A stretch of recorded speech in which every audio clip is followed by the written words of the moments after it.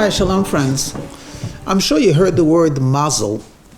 It's though it's not accurate, it's always used in conjunction with luck or good fortune.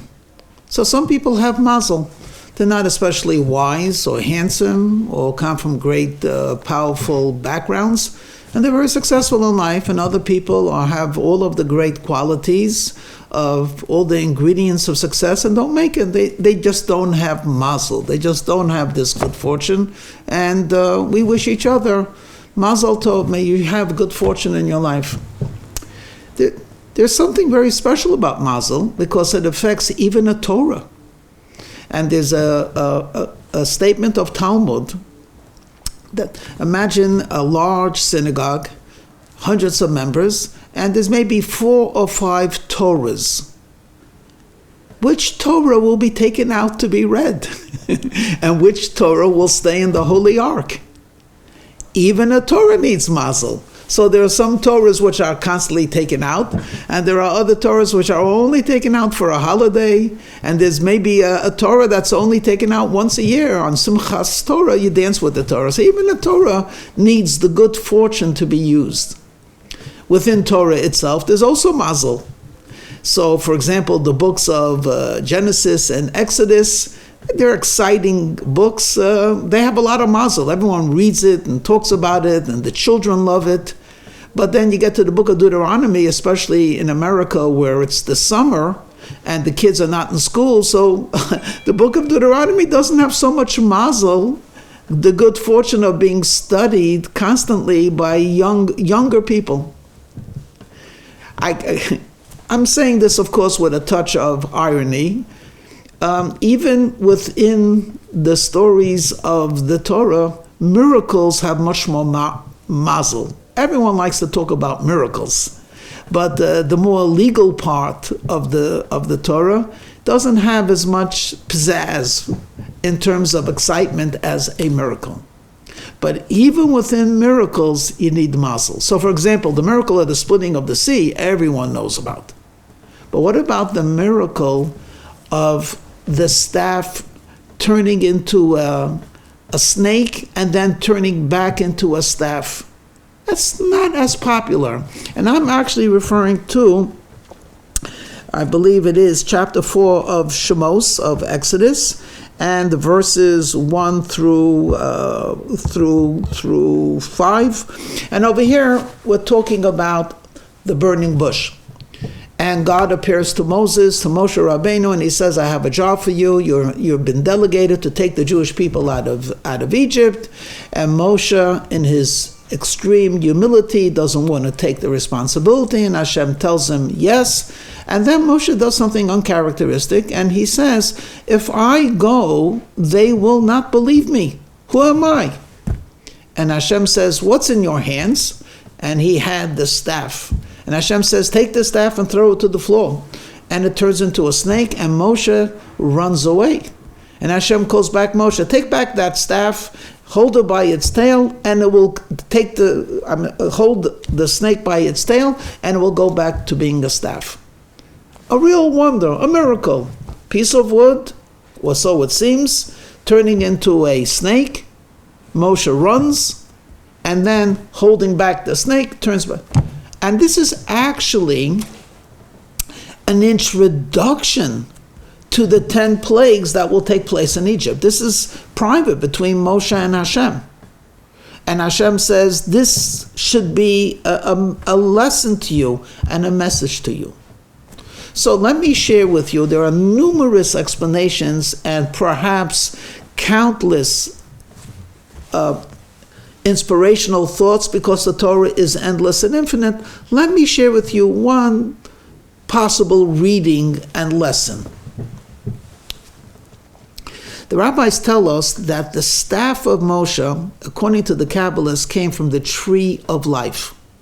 Now, actually, we're exposed to trees from the beginning of creation. There's the tree of knowledge, the tree of life, and I will not get into the description. What did these trees look like? Did they look like an oak tree, a palm tree? Were they exotic-looking trees? That's a separate discussion within itself. Another discussion of the Talmud is that this staff, which came from the tree of life, was actually more like a sapphire, some type of a jewel. And it had holy words engraved on it. And is that a tree? Is it from the tree? Mysterious. It's one of the miracles, one of the things that were created in the 6 days of creation, the staff of Moshe. But I want to focus on the idea of the staff of life, turning into a snake, and then it reverting back to the staff of life. Let's shift for a minute. 1968, a very brilliant student from England visited the Lubavitcher Rebbe.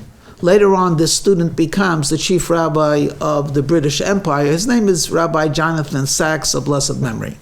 At this time, he was a student in Cambridge, and he was privileged he wanted to interview the Lubavitcher Rebbe. Okay, the Rebbe gave him time, and he comes in, and he's asking the Rebbe deep philosophical questions, and somewhere in the middle of the conversation, the Rebbe starts asking him questions like, how many Jewish students are in Cambridge, and what's available for the Jewish students? And Jonathan began to feel like a bit uncomfortable.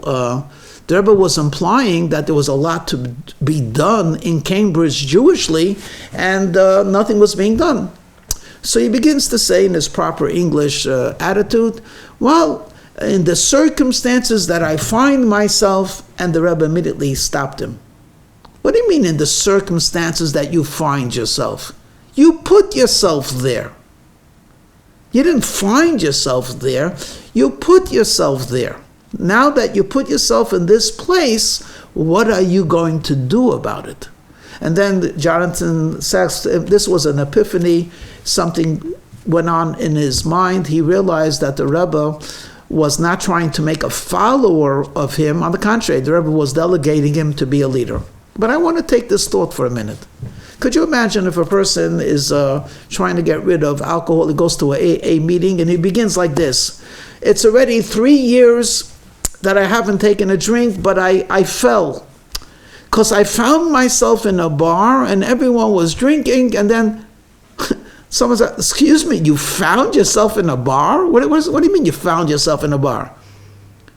Well, I was walking with my friends, and they were going into the bar, and they invite. You didn't find yourself in a bar. You walked into the bar. It was willingly. You put yourself into a circumstance. Now what you have to deal with that I'm a recovering alcoholic. Is this where I belong? Why didn't you just walk out? Same thing about a guy who's off cigarettes and cigars, and he begins. I found myself in a cigar shop, and it was just impossible. You found yourself in what happens? An alien took you? Okay. Are there circumstances that we do find ourselves? Yeah. You didn't choose your parents. You didn't choose for the first 15 years of your life where to live. You didn't choose your house. You didn't choose your school. There are a lot of things you found yourself in. And then there are things which you created, and you're using, I found myself. Let's take a hypothetical question, a hypothetical idea. Okay? You were born in a depressed economic area. The schools are not filled with the highest form of motivated students. Okay, so there's a lot of distractions, to say the least. There might even be gangs, and you found yourself there. Why did you find yourself there? Because you were just put there. That's just it. You live 2 blocks away. This is the school that your parents have chosen for you, willingly or not willingly. Okay, you found yourself in circumstance. Got it. Does that mean you can't change it? Does that mean you have to go down the path of despair or worse? Or you have circumstances which you found yourself in, and now you're making the circumstances. How do you define these circumstances? Do you allow yourself to be dictated by these circumstances?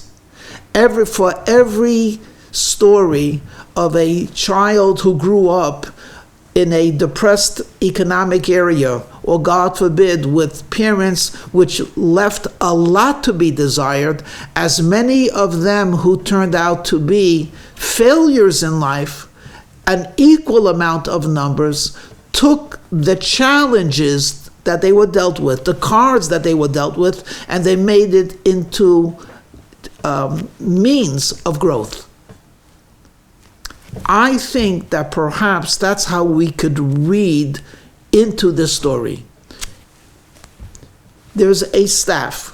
It comes from the tree of life. So this is the circumstances that you found yourself in. And then this staff from the tree of life, when it hits the ground, it turns into a snake. What are you going to do? Moshe ran away from the snake. Could you imagine Moshe, the bravest of the brave? He runs away from the snake. He says, I can't deal with such circumstances. And Hashem says, what are you talking about? Go back, pick up that snake by its tail, hold on to it, and you will see if you don't run away from it, it will go back being a staff. Back to the staff of life. This is the key to redemption. This is the beginning of the exodus of Egypt. Not to find yourself into a circumstance and say, well, I don't know what to do. I guess I'm just destined. No. The beginning of it is to acknowledge there are things that are beyond your control. And then there are things that you can take from what was given to you to make it into something greater and more wholesome than you could ever have imagined. And we have to embrace this idea and absorb it. Today, we find ourselves in the year 2023, we find ourselves in a material world, we find ourselves with a lot of apathy, a lot of cynicism, a lot of distrust. Stop it. What we can't control, we can't control. We can, though, take the existence of where we find ourselves and make it into something beautiful, something special. Let's use the resources that we find ourselves in and not run away from them. Use it, hold on to it, perhaps just hold it by a little bit of the end of it, and yet you will be able to overcome, persevere, and grow from it. Good luck in our struggle. Let's be successful and live to celebrate success. Shalom.